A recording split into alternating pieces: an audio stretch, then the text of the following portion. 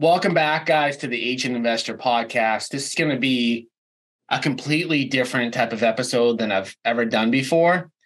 Typically, we have, one guest. We're talking about their stories. We're talking about tactics and strategies, and even in the Agent Investor Facebook group, which if you guys are not a part of, make sure you go to www.agentinvestor.com to make sure you're a part of the group. We do training every week on, how to do things, how to do deals, how to make money, how to put deals together and, be successful as an investor. But we don't oftentimes highlight, the reality of it. And I know for me, before I ever did my first deal, no matter what training session I was on, no matter what, room I was in or who I talked to, there was like a little bit of a lack of belief that this kind of stuff happened. So I have two guys that have been with me at my brokerage for 4 or 5 years that actually just did 2 deals together. And I'm going to focus on letting them tell the story, but it's kind of funny because they actually wholesale deals to each other, both for different reasons and to really further their own personal investing needs. But we're going to talk about that today and why they sold them to each other. And I had it as a highlight for today, the deal of a lifetime. And it's funny because I think probably more for Tyler than for Jason, this was probably his best deal ever. And probably I think that he beat my all-time wholesaling record, which, got to give him a lot of kudos there. So before we jump into the specific deal, I'm going to go top to bottom. Tyler, you're at the top. Jay, you're at the bottom. Can you guys just give like a really brief background about, when you started with the company, why you started with the company, and when you started investing? Tyler, if you can just go first. Yeah, so I got my real estate license in 2016. I was 19 years old. And so from 2016 to 2017, I wasn't at Cameron. I was at a mom and pop brokerage. And I realized, and I had all of the hustle that you could need to be successful. I was just young. I was naive. I didn't know what I was doing. I was nervous and I was scared, but that fueled me to kind of, be who I am today. So after a year, I started poking around. Tom is probably in everyone's emails, so I was getting those too then.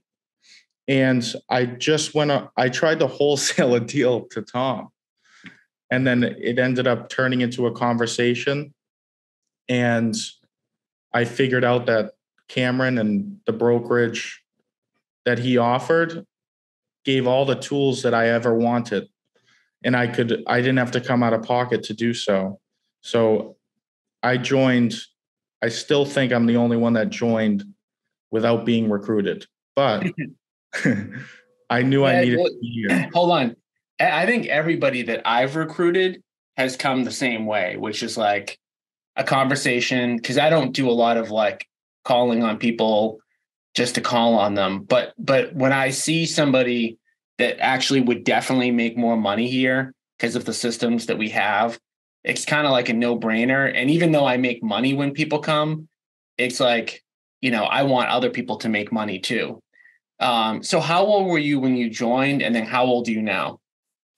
I was 20 years old when I joined Cameron, turning 21, and I'm 26 now. Awesome.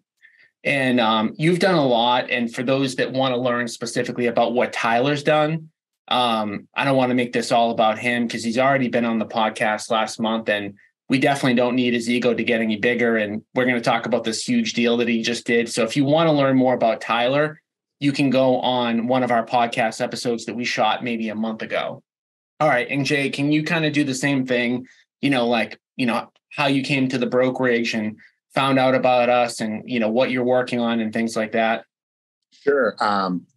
So I originally got licensed many years ago, 2001, and was at many different brokerages. I was at Keller Williams when I was on a small team, and the whole team was making a move, and we came in met with the recruiter at the time. I didn't even know you. So I got basically recruited from my team at Keller Williams. That was around 2017. I was 39, 40, and I'm 45 today. So I've been with the brokerage, about 5 years? Yep. Yeah, you just sent me a picture from 5 years ago. Yeah. Last night, right? Yep. And it was like, where's the time go? Time flies, right? Yeah, it's weird because like in some ways it feels like 20 years ago, and then some ways it feels like it was 2 years ago. Yeah, absolutely. So both of you guys, I mean, Tyler, you probably came in more specifically to be an investor, but you did a lot of stuff on the agent side once you got involved. And Jay, you came in more, I mean, I don't want to put words in your mouth, but more as an agent that does some investing. And then you kind of went more towards the investing side kind of as time went on. And both of these guys have had phenomenal success. Again, both as agents, both as investors. The title of my email that I sent out to everybody was the definition of an agent investor, because that's really what both of these guys are. They use both tools. They do both things. I don't even know which of the two they would consider themselves. I mean, I would consider them both agent investors. I wouldn't really consider them one or the other, because they're both capping agents. They make, well over six figures as an agent. And then they've got rental properties, they flip homes, et cetera. And, one of the things that we teach on, and both of these guys have been on a bunch of my seller appointments. So our company spends a bunch of money on marketing. We generate seller appointments, and we obviously need people to go out, meet with the sellers, negotiate on our behalf, and try to buy homes. And both of these guys were very, very good at that. At some point along the way, they both decided, hey, if I can, close these deals on my own, I should probably start generating these leads. And the story we're going to tell today is how they've worked on, two deals together within the last month, and both made, a bunch of money doing so, well over six figures doing it. But all along that line, they say they've both been here for about 5 years.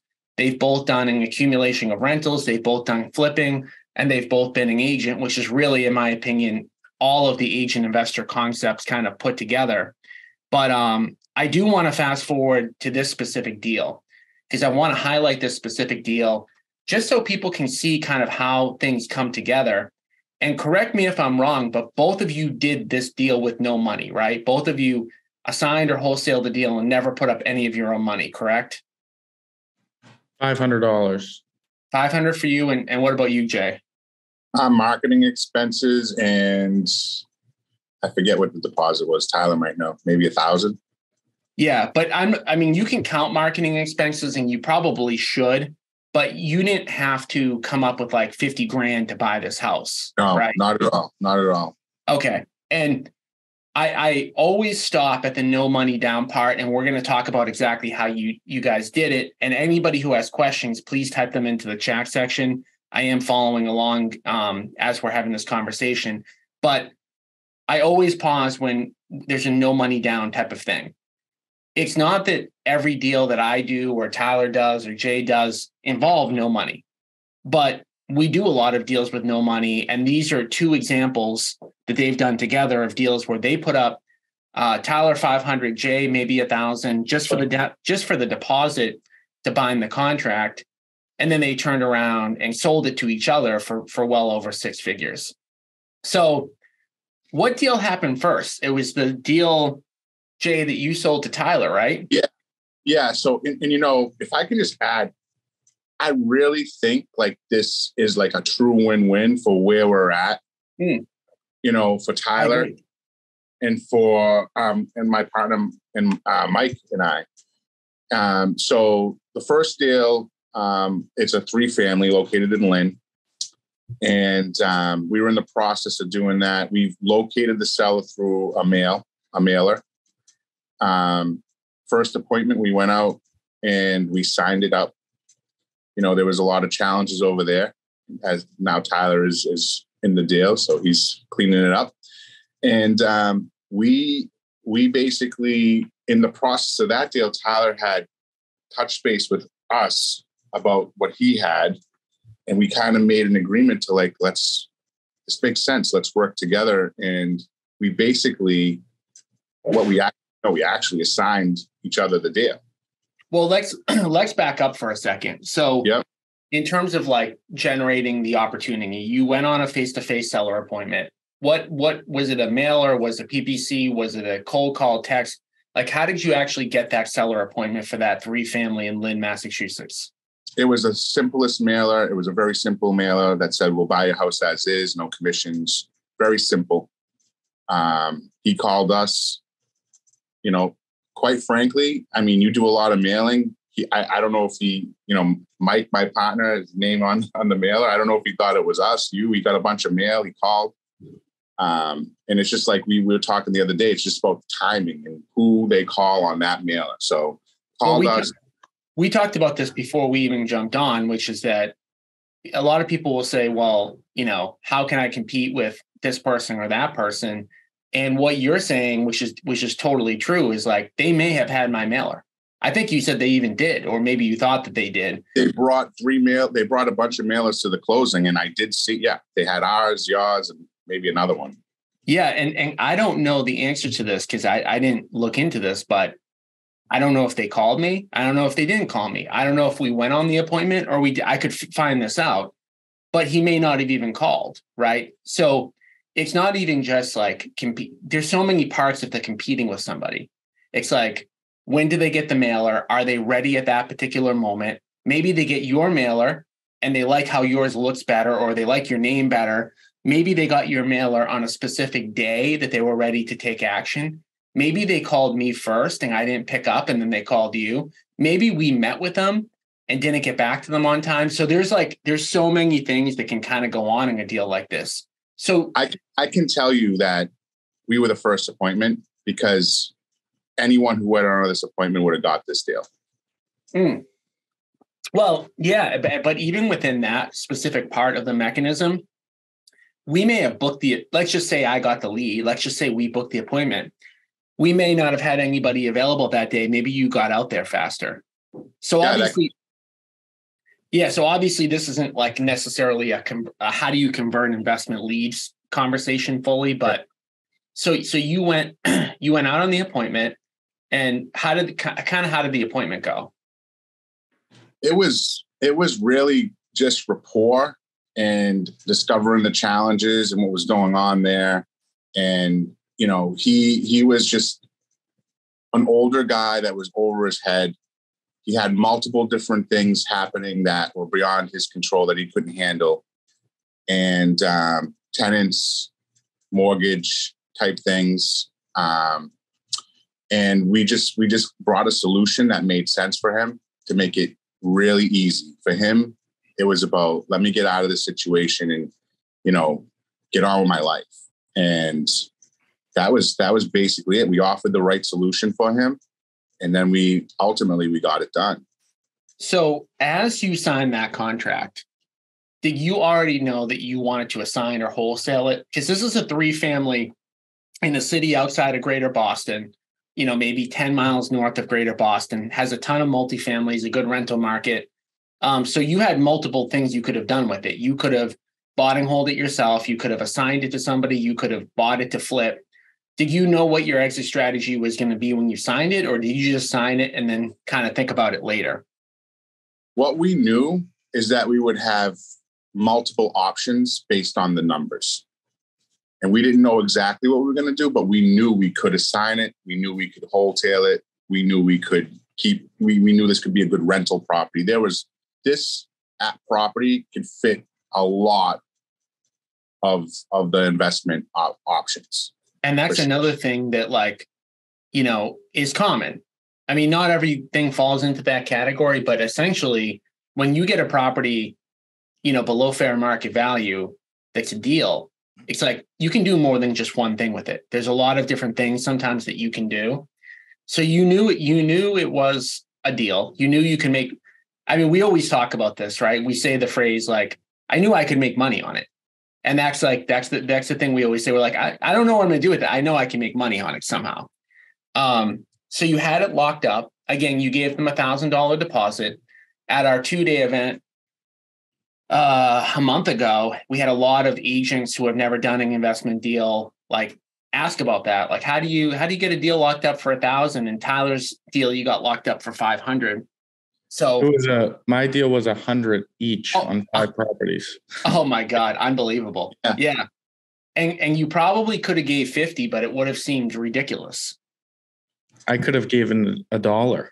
Yeah. Yeah. And there's obviously kind of like a reasonableness to this that, we're not trying to go out there. I mean, we want to bind them without tying up any of our cash, if we can. So you walked to the office or whatever, Jay, you knew you had a deal on your hands. You had multiple things that you could do with it. How did Tyler get involved? So, yeah, I had skipped ahead a little bit. So my partner and I were, just getting ready to close as usual. We were going to plan on closing on this deal. That after a while, we figured out, hey, we'll close on the deal, but also we would look at, hey, if we can assign it for a certain amount, it might make sense to just do that. But so we were getting ready to close on the deal. And then at some point, I believe Tyler got in touch with us about this portfolio. And we got to talking and be like, well, we got this one, you got that one. And it ended up, there was some work involved here, but it ended up being like, all right, here's the deal. We got a really great deal. Let's work together and this one might make sense for you. And what he had, because we were doing a 1031 exchange and we needed to buy a certain type of portfolio from where we were exchanging from. By the way, this all started, and this is a little bit outside of what we're talking about, but this all started with a single family flip we did in Lynn that went to a 9-unit building in Salem. Then we sold that. Now we had a 1031, and this is the 1031 we went into with Tyler, which is a portfolio here in the North Shore. I think that's extremely relevant because you marketed for a flip. Like, you didn't market to a single family in Lynn to buy and hold it, but you ended up turning that deal into a 1031. And then, so how many units do you have now? How many did that one original unit turn into through the two 1031s that you did? Yeah. So it went from one unit rental to a 9-unit rental to a 16-unit portfolio rental. In how long of a time period? Not that long. Okay. That long. 2019 was the first one.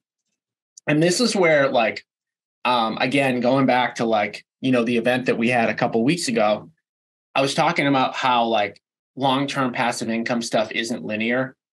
And this is a perfect freaking example because literally you started with one unit that you could have flipped, you turning into 9. You got 9, you turning into 16. You could hold the 16. And I'm not saying you're going to do this, but you could hold the 16 for a few years and then turn that into 50, right? Absolutely. And we actually have plans with this. I don't know if we want to get into that, but yeah, we are going to expand the amount of units from this. We're just going to keep expanding, of course. So again, because we're going fast and we're jumping around because, we know each other and things like that. But so Tyler, now your deal, because again, they basically traded wholesale deals. So Jay got a 3-family. Tyler got, you said it was 5 properties, 16 units, right, Tyler? Yes. Okay. So 5 units, 16. Now, why didn't you want the 5 property, 16 units? And why did you guys trade? I wanted the 16 units. That wasn't out of the question. And I think I strung Mike and Jason along a little bit, and it came down to the wire of their 1031. We ended up coming into an agreement, I think, when you guys had 3 days left on the 1031. That's great. That's great since you guys have both worked there for 5 years and your friends that you guys, brought it down to the very last minute. It's amazing though, right? Obviously, no matter what, everyone has to do what's in their best interest, but it's so crazy because even when you're negotiating with people, it's like the same thing still. And it's like I really like Tyler, you know, but when you're in business, you're like, sometimes you're like, I hope this doesn't like, you know, change anything with the relationship. And I think I've been able to help Tyler over the years with some of the strategies and going back to like you said, hey, you decided to do this yourself because you were going on appointments.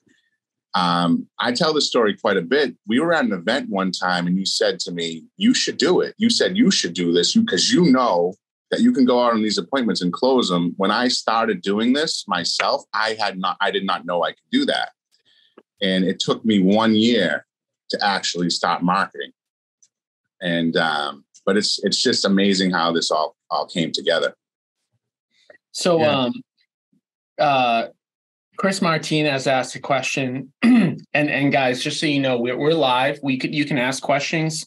I like when people ask questions because, you know, sometimes we go fast. They asked, how do you lock the customer during the appointment? Talking about how you make them feel comfortable, knowing you'll be able to sell the property for more than whatever they are agreeing to today. I mean, I can answer that one. I mean, I think the answer with Jay was like, he was going to close on it. And there's a lot of different ways that you can kind of go about doing this stuff. And that would be almost like a whole class in and of itself.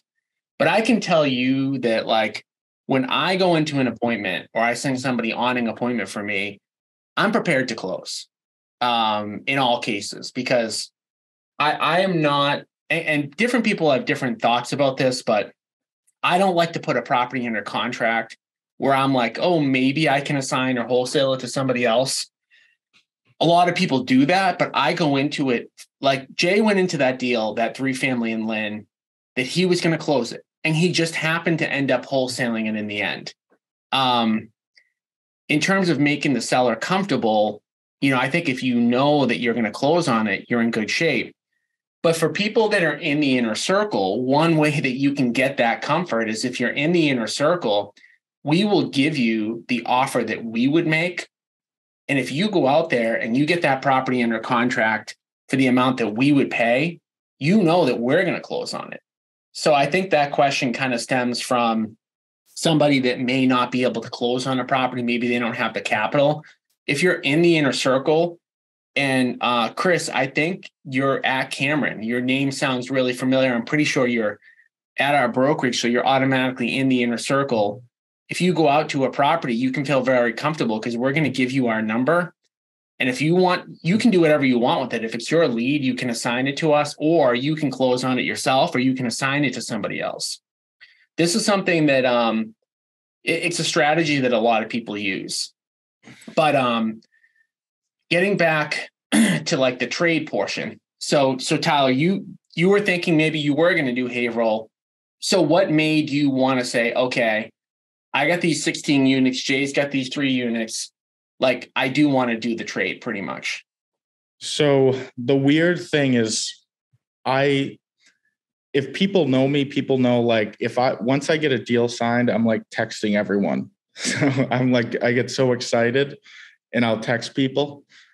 And it just so happened that Mike Weatherby was just on a podcast. So with Kyle Curtin. So I was just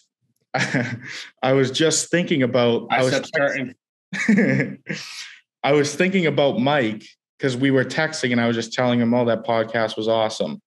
And I just shared because I just signed up the deal that I just got 16 units. And at the time, I think I said Lowell I don't know why, but said Lowell. I know why. 100%. Jay, do you know why? Because Mike loves Lowell. Nope, that's definitely not why. 100% not why.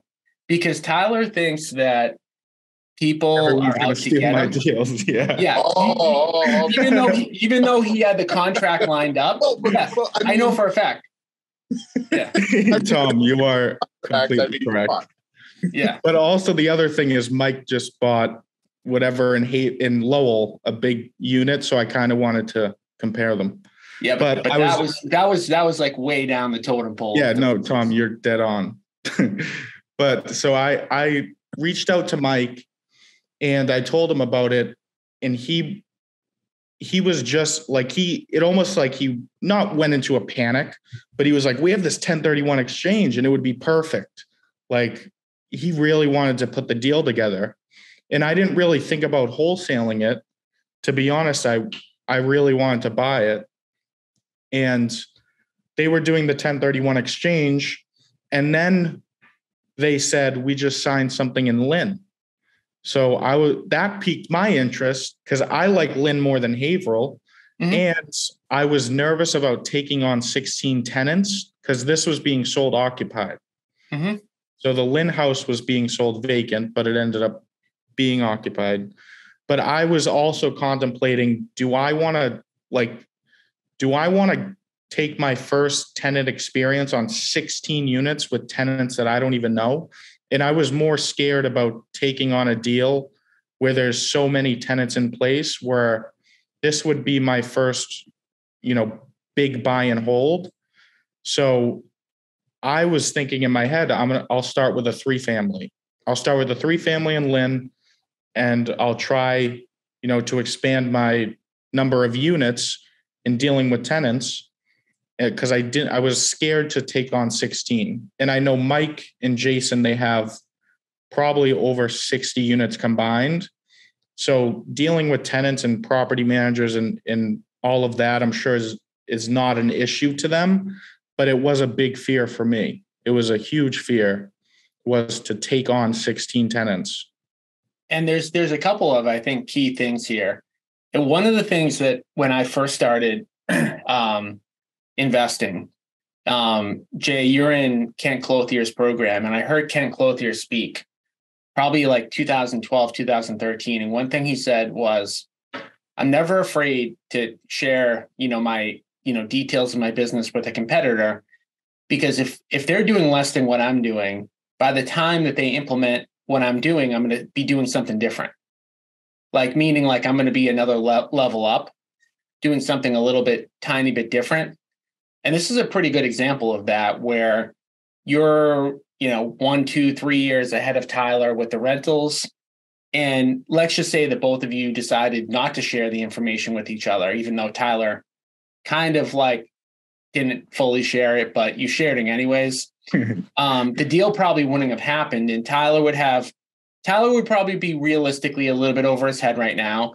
And Jay, you probably wouldn't even have held on to that 3-family. You couldn't have 1031 into that deal. So, obviously this is, a good example where sharing information, can really work out. Then the other thing that I wanted to kind of like, point out in general is people always think, oh, well, I'm in contact with a wholesaler. I'm in contact with somebody. I have an agent relationship. They'll reach out to me if they have a deal. And that sounds all well and good, but you've got to stay top of mind with people. Because, like, for example, I didn't know about either of these deals until they were basically done. So you guys both know me very well. You guys both talk to me almost every day. I never knew about these deals. Like, I didn't get an opportunity to buy these deals because I wasn't out there saying, hey, do you guys have anything? Do you guys have anything?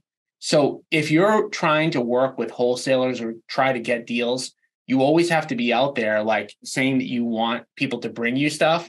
Because if you don't, a lot of times what happens is this, where like 2 people are just talking and they put a deal together and then you kind of get left out. And I'm not saying I got left out because I wouldn't have even bought either of those deals. But like, you guys could have brought either one of those deals to 10 other people, but you didn't. And it kind of worked out like in a happenstance way, which is interesting. Yeah. So next I want to talk a little bit about profits.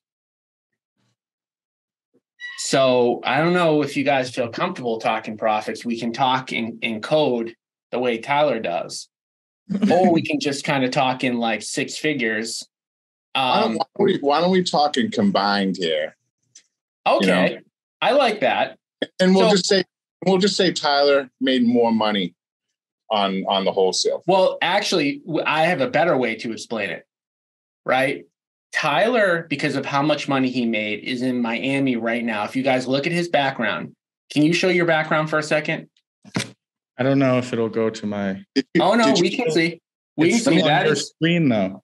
Did you buy a Corvette, Tyler? I was going to. so Tyler did I'm so well. kidding. I wasn't going to do anything stupid. So Tyler did so well on the deal that he's actually taking some time off, a few days off, and he's in Miami. And as you guys can see, he's pretty high up. Now, Jay did a little bit worse. Now, Jay, can you just show your background? I'm in my office in Wakefield, but I'm thinking about Aruba. And by the way, Mike is in Aruba, so that's my point though. So you're thinking about going on vacation, and Tyler's on vacation with the amount of money that he made. No, this is 2 days. This was an impulse. Yeah. Well, that's okay. You're celebrating your success. So they wholesale deals to each other. So what was the combined profit, Jay? I think it was pretty close to $500,000. $500,000. Okay. Now, I always say this because when people come on these, obviously, I'm not going to bring these guys on if they did a deal together and they made a combination of $8,000, right? I don't care how much I like them. They're not coming on the show for an $8,000 combined profit. So this was a much better than average deal. But again, it's $500,000 for two deals between two people that know each other, that are in our brokerage, in the inner circle, just really because of the fact that they've implemented these agent investor strategies.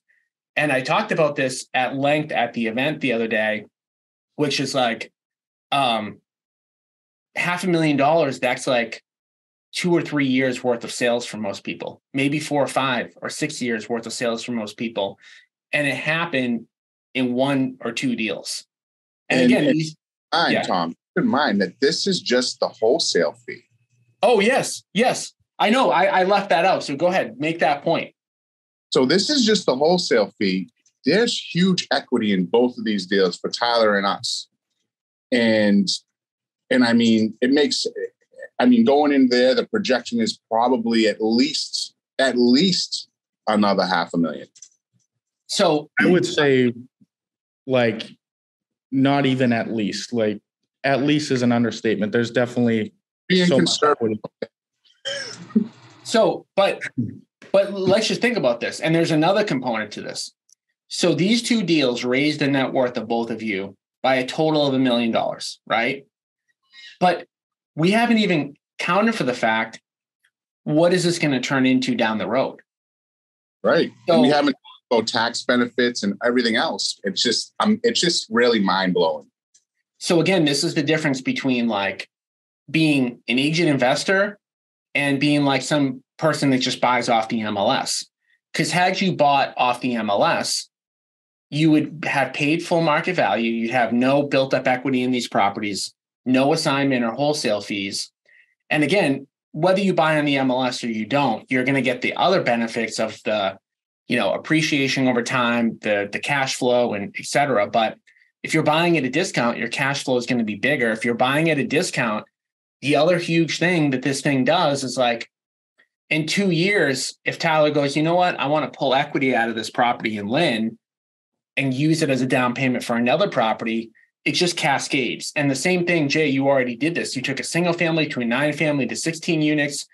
And did you say you already have plans to turning into more units, or are you just thinking about it?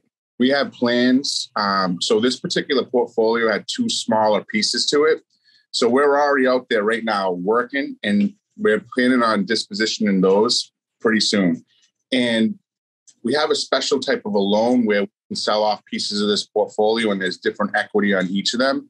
So we're going to be able to take the first one and probably turn that into about another 6 units.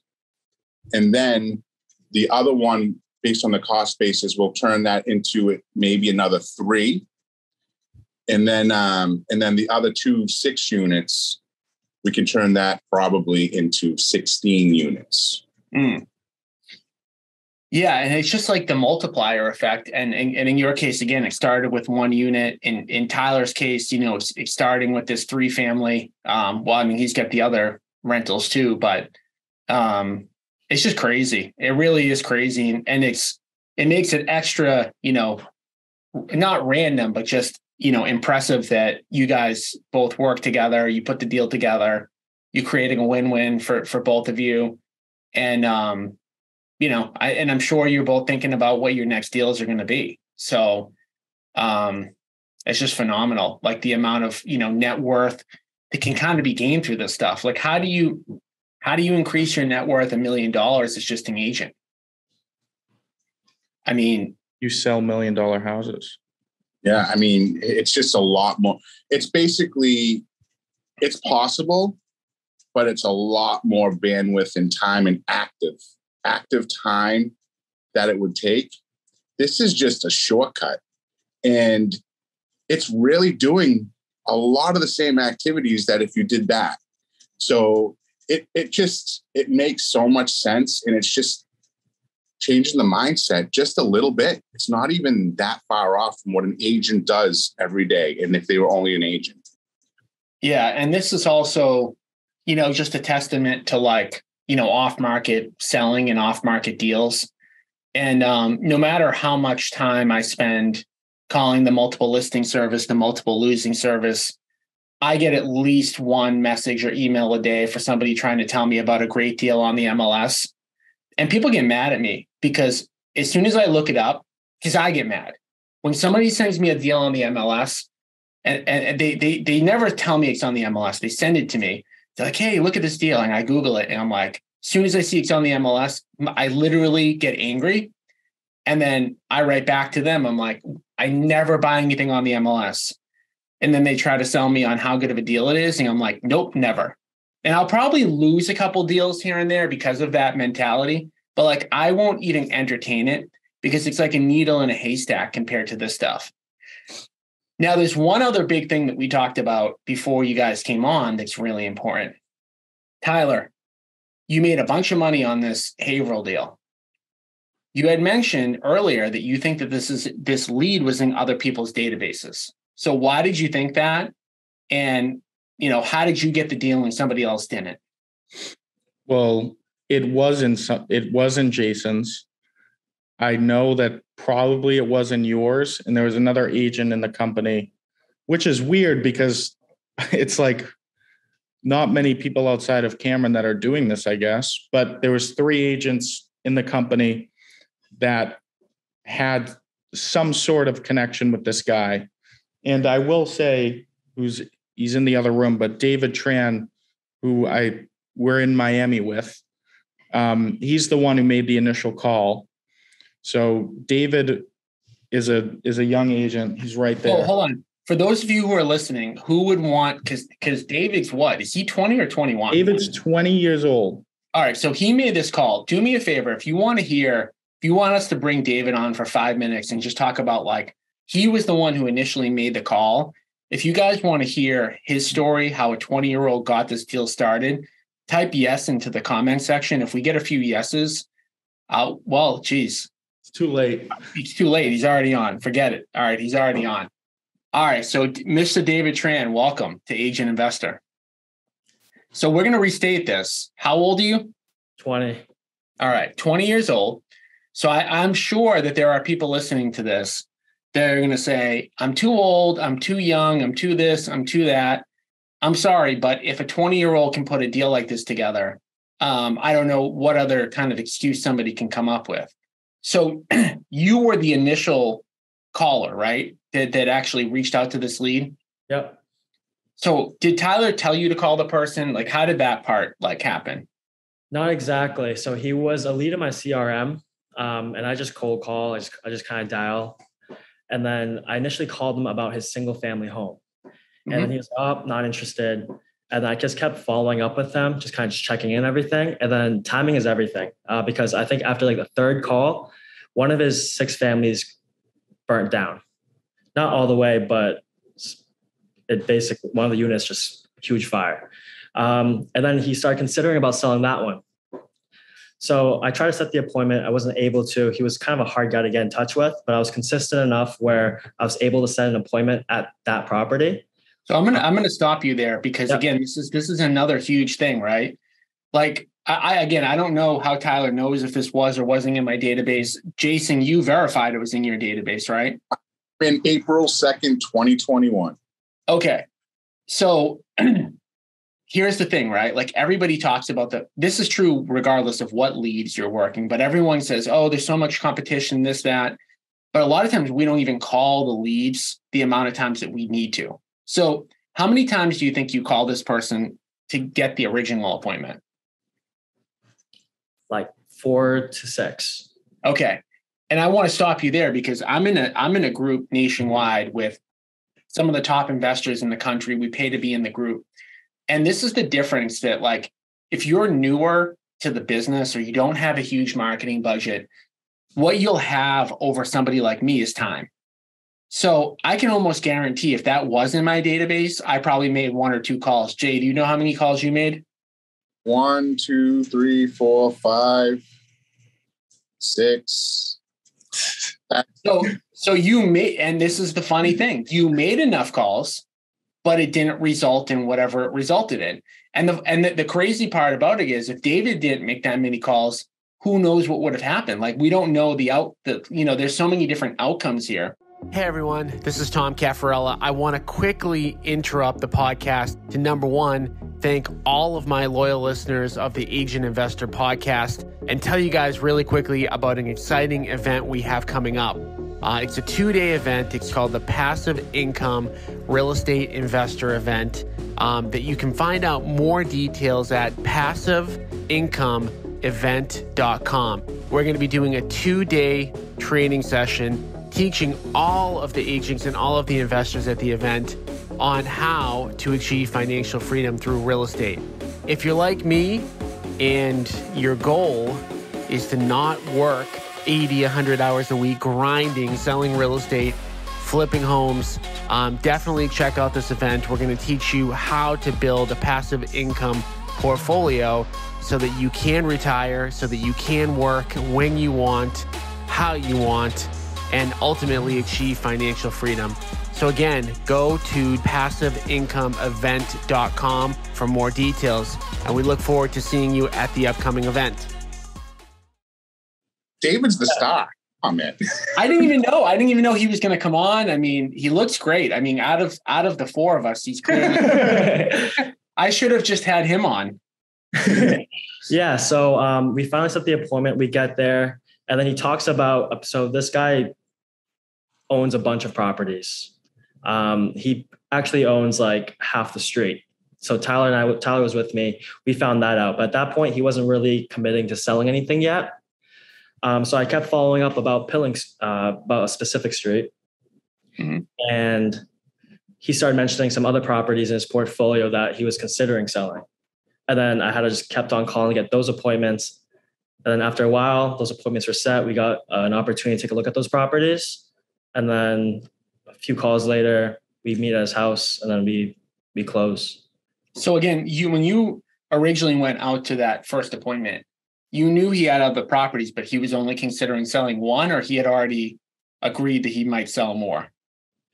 No, so he was considering selling it, but he wasn't really on board with anything yet. At this point, I just wanted to meet this person because I knew that there was a potential. So I was all for it. Okay. And did you go on the original appointment? Did Tyler go with you? Like, how did that work? Yeah, the first one, Tyler was with me. And then who got assigned? I think we both did, right? Yeah, we both did. It took a couple of tries though. We initially signed up 2 6 families, and then that didn't end up going through. And then he just added more properties to it. So it's not a bad thing, I guess. Yeah. So a couple of things here. First of all, you're 20, right? Yeah. We've talked before, like, I know you want to invest. And this is the other thing. You know, Jay did a post about this earlier today. Well, he commented on one of my posts about just getting around other people that are kind of doing this stuff. And I've said this to you, David, a few times. I'm like, and we talked about another one of your friends who wants to invest too, but he's not in the inner circle. He's not joining the company. And it's just like, how can you couldn't have ever gotten that experience on your own. You know, you obviously, like, it's huge that you did a lot of the legwork, but how do you get these experiences without being around other people that are kind of doing it? And how much is that worth? Right. And it kills me because obviously we recruit agents, and, we have a lot of agents who are good fits for our company. They want to learn how to invest in real estate, but then they kind of trip up over the pennies of like what brokerage they're at. Right. And again, we just talked about a deal that you helped to increase the net worth of two people by $1 million. But what's going to happen at some point is that's going to be you, right? And I know you have aspirations to do that, and you'll end up doing it because you've seen it, right? I mean, like before you did this deal, like, did you think a deal like this could happen or no? No. So the reason why I was so like persistent is because I actually listened to like a Bigger Pockets podcast about a younger guy doing seller financing. Mm-hmm. And this is when I just got completely crazy about seller financing, because I didn't even know that was a thing.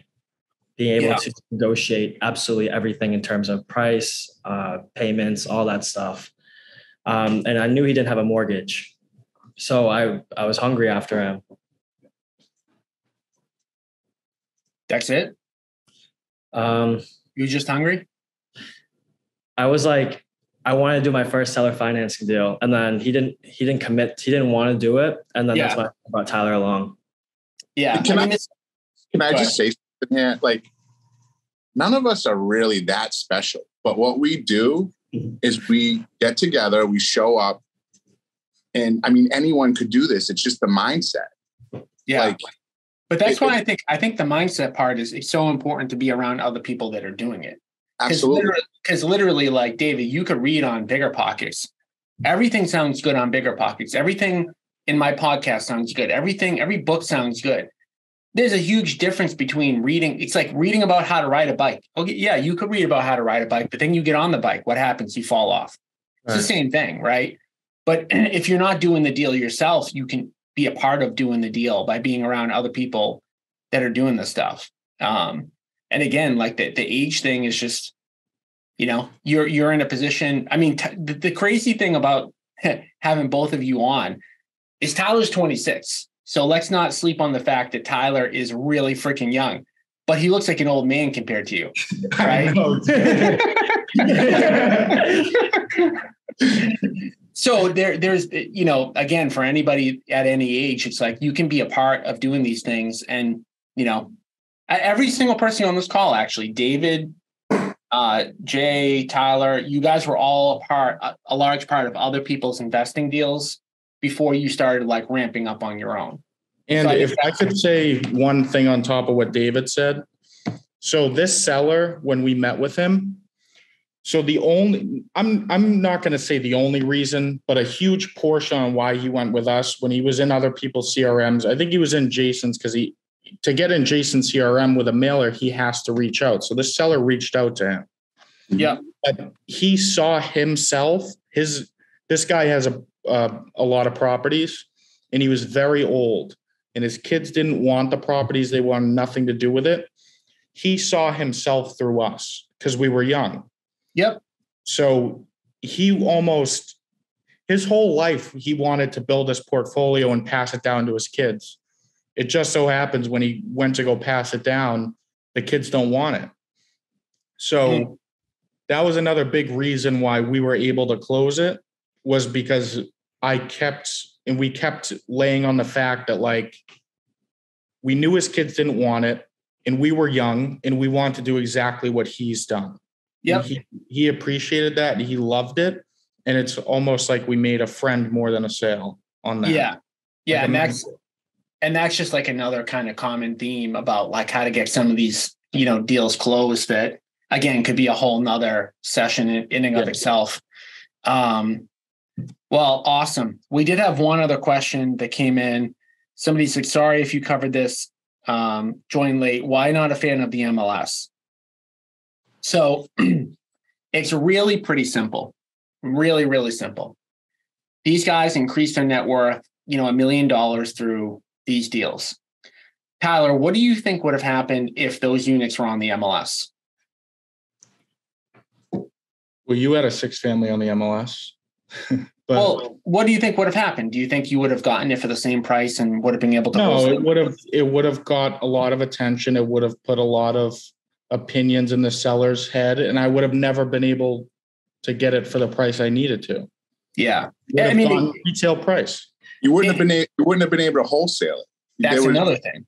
Yeah, it wouldn't. This wouldn't have happened. Yeah, it's as simple as it wouldn't have happened, and that's a fact. I mean, the best way to kind of think about it, I created this analogy like years ago, but it's like if you're trying to, fish, if you're trying to go fish and catch a fish, right? The MLS, you've got 100 other people trying to catch one fish in a pond. There's one fish in the pond. You got 100 other people trying to catch it. What are your odds you're going to catch the fish if 100 people are trying to catch the same fish? That's the MLS. Off market is you're in a pond, there's 10 fish, and there's maybe 1 or 2 people fishing in it, right? I mean, so it's just that, I get into disagreements with people on the MLS all the time because somebody somewhere at some day will tell me about this great deal they got on the MLS. And I go, maybe you did. And I'm not saying that you can't. The degree of difficulty is 1,000 times harder, to the point where, like I said earlier, when somebody sends me a deal on the MLS, I get mad because it's a waste of my time, because I'll have to look at 10,000 deals on the MLS to get one deal versus 10 deals off market to get one deal. To me, it's like you've got to figure out a way to create a funnel of getting appointments off market. And we talked about mailing. Mailing's one way to do it. You can do so many different things, though: door knocking, cold calling, texting, agent referrals. The list goes on. And we have a lot of sessions where we talk about how to get off market deals. And then somebody else asked about probate. Do you get deals on probate? Everybody has different strategies. Do either of you guys target probates? Absolutely. And we get deals on probate. We get deals from all different sources, and they oftentimes end with D. But the really important thing to understand here is within this deal, everyone is happy. Yes. They love us. And you would say, I used to be in another business where people would come in and get the best deals in the world, and other people would pay all the money, and those people were the happiest. And at the end of the day, it's not always about money for everyone. So on the seller side, I think they were both really happy. We made friends. We still talk. They still call us, and we were all friends before this. And I think it's so much more fun to do deals with your friends. Making money and doing deals and doing business, great. That's part of life. But when you can do it with your friends and everyone can be happy, and hopefully, Tyler, when you get back at some point, we can get together and celebrate. And Tyler, by the time Tyler gets celebrating back, now. Yeah, I know, but But by the time he gets back, he's going to be miserable again. So. Oh no. Here we go. Yeah, he's gonna find something else to complain about. So. Yeah. On to the next one. But this one was one for the books, and it's just amazing what you can do with the power of proximity. And Tom, honestly, thank you. I can't thank you enough for putting this all together, because I know this isn't something that everyone would have wanted to do originally when you went out to do this. And I think you're the one that pushed and persisted to grow this brokerage, this type of a brokerage. But here's the thing, right? Let me just give you another example. And this is the part where people worry about their competition. And yeah, maybe in this example, maybe one of those deals could have been mine, right? Maybe. I don't know. Maybe yes, maybe no. So I'm sitting, I'm sitting in the office yesterday, and Jay walks by me. I'm in the conference room, and I've got a guy, because my number one focus right now for my investing is building apartment buildings. And in order to do that, I need to raise capital. So I've had to switch gears a little bit going into, capital raising mode. So I'm sitting in the office, and Jay walks by, and I'm in the office with one of his friends, one of his clients. Actually, somebody he's related to you, right? Mm-hmm. Absolutely. Yep. And I did some great business with him, and I helped him expand his portfolio from 1-3 family in Boston to a portfolio out down in Fall River, where he's made a massive equity shift and then because of that, he has money. He has to invest. Yeah. So we leave that meeting, me and, somebody that is a part of, Jay's family through marriage. And, he's cutting me a check to invest in one of my apartment deals. So it really, you can say again, maybe I would have had one of those other deals, but then I wouldn't have had that, So it's like, I really do think it all kind of works together. And I know like on a case by case situation, maybe I lose here or there, maybe, but then I win more in other areas and the net is winning, the net is winning. And like you said, I know you guys know I'm not like a big fun person, but it is more fun for me to build a business with people that I like and to do deals with people that I like. It is more fun. This is my fun. This is my like going out on a Friday night type of thing because I just love doing this stuff. So, if I can work with people and do deals with them, and I've done, so many different deals with so many different people, and even, Jay, you're invested in one of the apartments, like Mike's invested in one of the apartments, like, so it all kind of works together. And, I'm not keeping score on who's ahead or who's behind, but, it's all worked out for me and I really can't kind of complain about too much. So, but just getting the right people together, and it's just been really because, by the way, I've been in this business for like 20 something years, and I was doing it all wrong. I was doing well, don't get me wrong, but until we really partnered up and got together, things really just went on rocket fire. But that's also not to mention, like, I'm in several mastermind groups. You're in a mastermind group. We go out, like you fly out, you network with top investors. I do the same thing. When we find something that works, we bring it back into the company, and we talk about it, and I'm always looking for better ways to do things. And when I find a better way to do something, I want to share it, not necessarily honestly to help people, but because I'm excited about it. Like, it's just on my mind. It's like, oh shoot, I found a better way to generate a lead or follow up with a lead, or this is the system I'm using. And I just like talking about it because, again, it's like, my version of like playing a video game. That's what it feels like. It's like the adult version of playing a video game, and you're always trying to build and build. And, at some point you're in a good spot. But all right, guys. Well, I think we kind of, we answered all the questions that came in. We did a good job, I think, of highlighting the deal. I want to thank you guys for jumping on. I know you're busy. Tyler's in Miami, so he's kind of not busy. And David just made his first official appearance on social media. So we're doing pretty good. But hopefully we'll have another one of these. We'll see what happens. See if you guys can work together again. It's inevitable, right? It's inevitable. It's just a matter of time. It's a matter of time. We'll have to bring you guys back on. Maybe it'll be David selling something to Tyler. That would be amazing. All right, guys.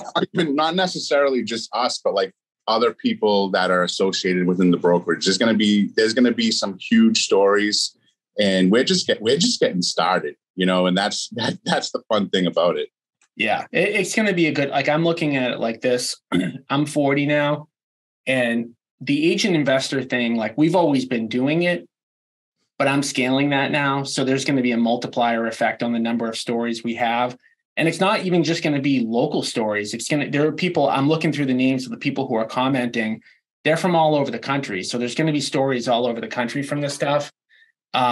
Make sure, like, if you guys don't come, make sure if you have the opportunity to come to our events in person, even if you're flying out. We had a bunch of people fly in the last time. Make the commitment. It's 2 days. We always do 2 days. I know getting on a plane isn't necessarily fun, especially coming to Boston. If you're coming from a warm area, isn't fun, but you'll leave with more than you came in. And if for whatever reason you can't jump, if you can't get to one of the events, the easiest way to shortcut all this is to inquire about being an inner circle member. And you can do that by jumping on a call with me directly. all that you have to do is go to www.agentinvestorinnercircle.com and just sign up and we can chat. I try to make them kind of like strategy sessions when somebody jumps on an inner circle call, meaning like we basically have a free, consultative conversation. And then if you're interested in joining, you join. If not, that's okay. But that's like the easiest shortcut, is just to get in the inner circle. And there's plenty of benefits and stuff like that I'm not going to mention because that's not what this is about today. But if you heard these stories today and you want to have one of your own stories, easiest way to do it, like Jay said, is just proximity, www.agentinvestorinnercircle.com, and we'll talk more. So, but I want to thank these two guys for jumping on. We kept everyone's attention. I mean, we had 30 plus people on the whole time. And obviously we're going to have a lot more listeners once the podcast, gets promoted. So thank you again, guys, for hopping on. Appreciate it. Have a good one. See you soon. Right. Bye. Thanks again for listening to the Agent Investor Podcast. And especially thank you for sharing the show with other agents and reviewing the show on iTunes. Every time you share the show and leave a review, you are potentially changing someone's life. To get free weekly education, strategies, and to connect with other agent investors across the country, join our free Facebook group at agentinvestor.com. Again, that's agentinvestor.com.